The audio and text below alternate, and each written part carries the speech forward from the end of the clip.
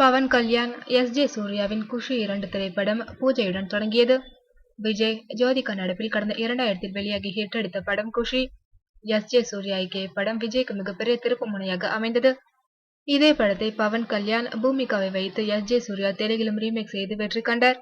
சரியாக 15 வருடங்களுக்கு முன் இதே நாளில் வெளியான குஷி 27 கோடிகளை வசூலித்து சாதனை படைத்தது. சர்தார் கபூர் சிங் படத்தை தொடர்ந்து குஷி 2 படத்தில் பவன் கல்யாண் நடிக்க இருக்கின்றார்.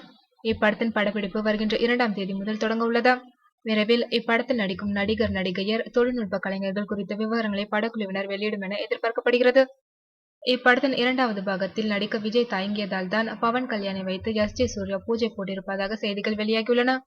குஷி தமிழிலிருந்து தெலுங்குவிற்கு சென்றது போல குஷி 2 தெலுங்கிலிருந்து தமிழுக்கு வருமா என்று எதிர்பார்க்கப்படுகிறது.